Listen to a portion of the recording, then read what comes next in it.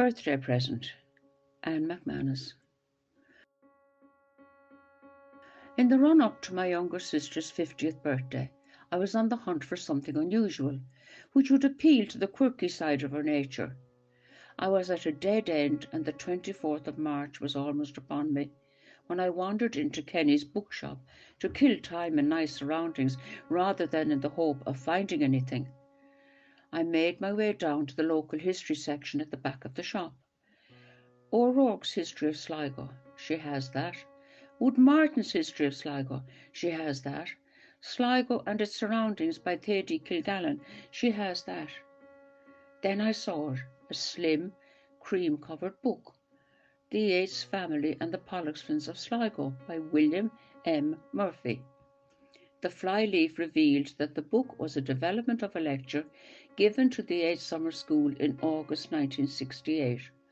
I gave a delighted yelp and began to flick quickly through the pages. With any luck I had struck gold, as there is a connection between my family and the Pollexfens. William Pollexfen, born in 1811, of Devonshire and Cornish ancestry in Berryhead, near the port of Brixham, had run away to sea at the age of 12. While still in his early 20s, he arrived in Sligo, where he met his widowed cousin, Elizabeth Pollexfen Middleton. Her husband, William, a Sligo man, a partner in the merchant firm of Middleton and Mills, had died in the cholera epidemic of 1832, which had almost wiped out Sligo. The site of the mass graves is still visible on the hill behind the county hospital. William Pollexfen married his cousin Elizabeth's daughter, also Elizabeth, in 1838, and entered into partnership with her brother, also William, to set up the firm of Middleton and Pollexfen, and later the Sligo Steam Navigation Company, which in its heyday had some 20 ships plying between Sligo and various ports in England, Scotland, Wales, and continental Europe. So what had the Pollexfens to do with my family?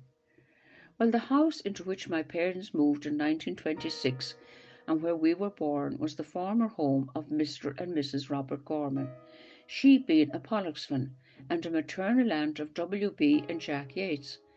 However, we never discovered which of the long-tailed Pollexfen family Mrs. Gorman was. I scanned the pages looking for a clue. Williams, Elizabeths, Henrys, Johns, in tedious repetition. Had these people no imagination? Then Eureka! Robert Gorman jumps off the page. He had married Agnes Pollexfen, second last of the 12 children of William and Elizabeth Pollexfen. Most unusual for Protestants to have 12 children. Robert and Agnes moved into 2 Wine Street, and she lived there until her death in 1926. My sister Mary still lives in that house. John Butler Yates married Susan, the third of the Pollexfen children, in 1863, and they had 6 children: William, Susan, Elizabeth, Robert, John, known as Jack, and Jane.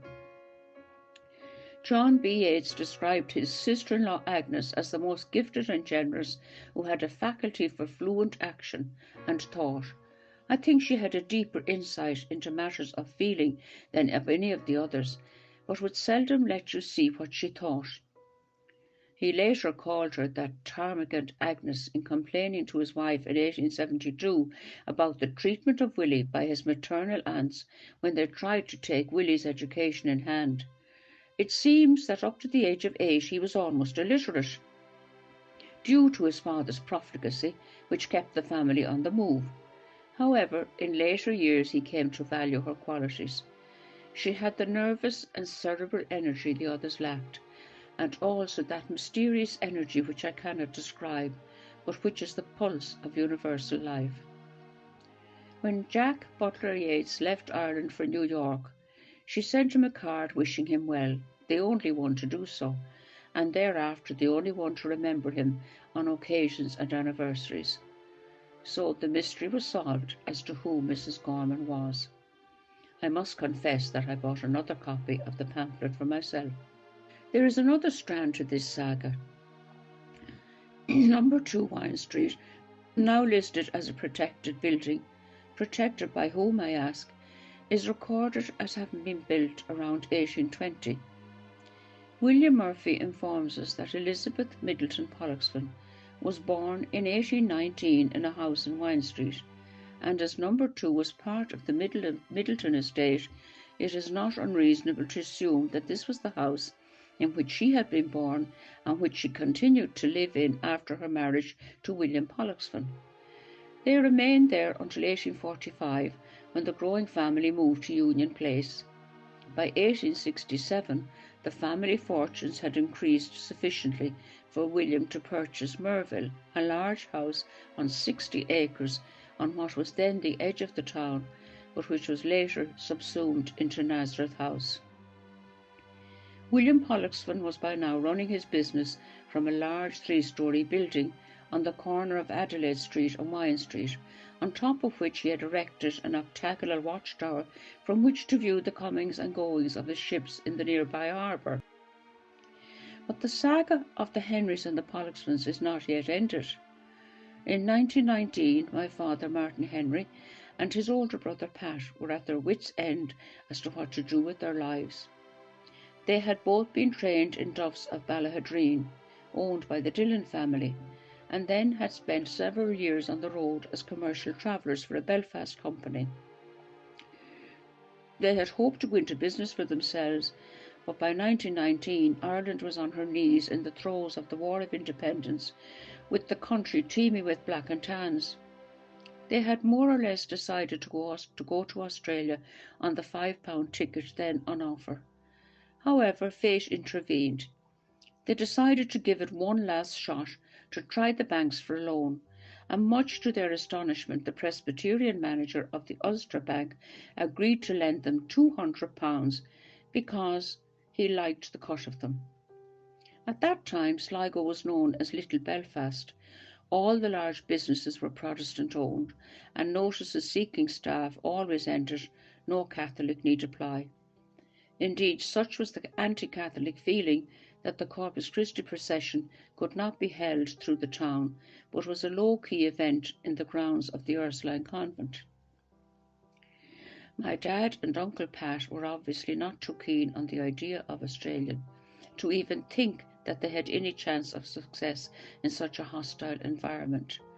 However, like all young people, they had their dreams and were ready to pursue them. They had no premises and little hope of getting anything, but their perseverance paid off in that through some good fortune they met Benjamin Morrow, who was the agent for the Middleton estate and who agreed to let them a stable at the rear of the 3-story Pollexfen building which had come to them via the Middletons, William Pollexfen's in-laws. So Martin and Pat Henry took off their coats and shovelled out the horse manure in order to set up a wholesaling business, later to be known as the Western Wholesale Company. No sooner had they started out than the Civil War broke out, and in the early days they were plagued with raids from opposing sides, requisitioning goods on the strength of a docket, guaranteeing payment when the troubles would be over. Despite their one lorry being hijacked many times, a driver being killed in an ambush, and bridges being blown up, they not only survived but prospered, and by 1924 they had bought out the entire building. Their support came from those whom WBAs contemptuously referred to as the fumblers in the greasy till, small shopkeepers throughout Connacht. It was the first company of any worthwhile size owned by and employing Catholics in Sligo. The Pollexfen family dynasty lasted a mere 100 years. Charles, the first of William and Elizabeth's 12 children, was christened on Queen Victoria's coronation day in 1838, and Isabella's death in 1938 marked the end of an era. Today there is no Pollexfen listed in the Irish phone book.